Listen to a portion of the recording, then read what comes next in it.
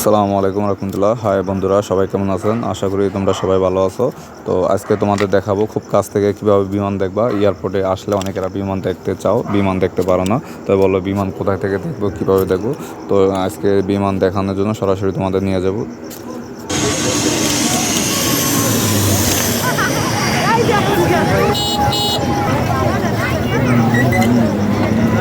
তো সর্বপ্রথম আমরা এই যে কুড়ির বিষয়টা আছে খিলক্ষেত, এটা এখান থেকে আমরা যাব, তোমাদের এখান থেকে দেখাবো। যারা কুড়ির বিষয়টা হয়ে আসবা এখান থেকে তোমরা সর্বপ্রথম একটা বাসে উঠবা উত্তরা লাইনে।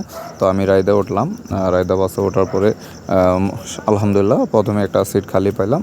তো আমি সিট খালি পাওয়ার পরে বসার পরে আমি এখন যাচ্ছি উত্তরার দিকে গন্তব্যে। তো তোমরা কেউ বাসে ঘুমাবে না, অল্প সময়ে চলে আসবো। তো আমরা এখন চলে আসি এয়ারপোর্টে।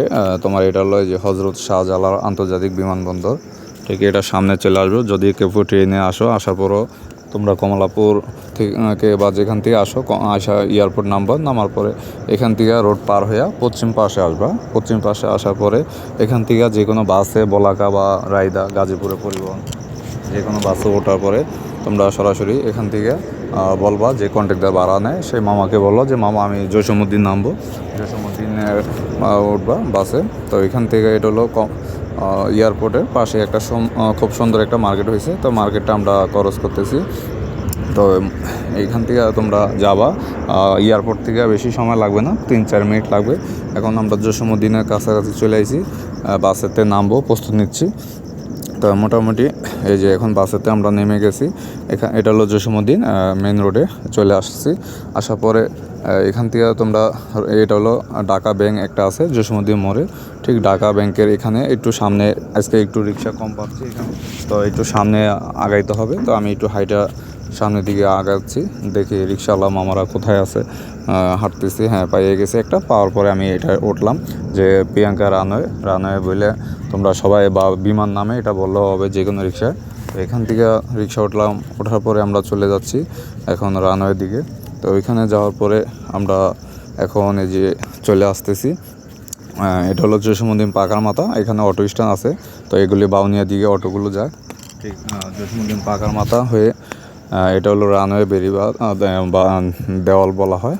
তো আমরা এখান থেকে চলে যাচ্ছি, খুব অল্প সময়ে যে চলে আসছি আমরা হলো বটতলা কাছাকাছি। এটা হলো ধলিপাড়া বটতলা বলে। তো এই যে বিমান নামে এখান থেকে আমরা চলে আসি, যে বিমান একটা আসতেছে। তো এই বিমানটা আপনাদের দেখাচ্ছি, একটু দেখুন, খুব কাছাকাছি চলে আসছে। তো বিকেলবেলা সবসময় মজা হয় বিমানটা দেখতে। তো আমরা চলে আসি, বিমানটাও কাছে চলে আসে।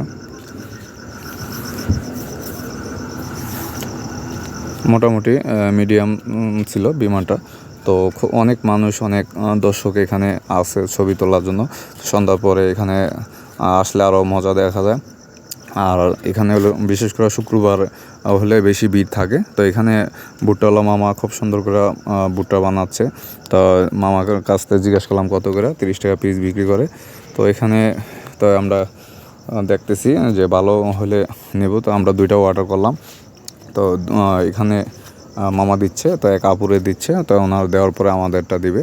তো আমরা এখান থেকে একটু সামনের দিকে আগে যাব। এটা হলো বটতলা। যারা আপনার বটতলা, এখান থেকে খুব বিমান কাছ থেকে দেখা যায়, ফ্লাই করা, এমনকি বিমান ওঠা নামা আপনারা যারা বললেন সবাই দেখতে পারবেন খুব কাছ থেকে। তো এখানে আসলে খুব সুন্দর মেলার মতো অনেক কিছু পাওয়া যায়, ফুচকা, বেলুন ইত্যাদি। তো আমরা এর ভিতরে একটু হালিম খেতে গেলাম, যে মামার কাছে যে হালিম খাবো। তো আমরা ফ্রেন্ড সার্কেল ছিলাম, তো আমরা সবাই মিলে হালিম অর্ডার করলাম। তো এই যে আমাদের ছোটো ভাই আসলো, খুব সুন্দর। আমরা সবাই, তো এখান থেকে আবার বিমানগুলো নামে খুব দ্রুত, এমনকি কাছ থেকে দেখা যায়। তো মামা আমাদের হালিম দিচ্ছে, হালিমগুলো বেশ ভালোই মজা হয়েছে। তো আমরা হালিমগুলো খাইয়া এখানে একটু সময় পাস করার পরে আমরা এই যে খুব সুন্দর মতো করে আমরা হালিমগুলো খাইয়া, তো এখান থেকে আমরা যাব। তো আপনাদের এখান থেকে একদম কাছ থেকে বিমান দেখা যায়। তো আমরা একটু আমাদের বাসা পাশেই, তো আমরা 6তলা উপরে চলে আসলাম এদিকে।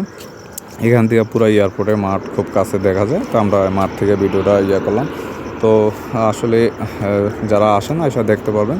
তো আমাদের আজকে ভিডিওটা এই পর্যন্তই করব। তবে ভিডিওগুলো ভালো লাগলে আপনাদের লাইক কমেন্ট দিয়ে পেজটা ফলো করে রাখবেন। এমনকি এরকম আরও ভিডিও যদি আপনারা চান, আমরা উৎসাহ দিলে আমরা অবশ্যই সামনে আরও নতুন নতুন ভিডিও নিয়ে আসবো। তো এই প্রত্যাশা, তো সবাই ভালো থাকুন, সুস্থ থাকুন। আল্লাহ হাফেজ। আসসালামু আলাইকুম রহমতুল্লাহ।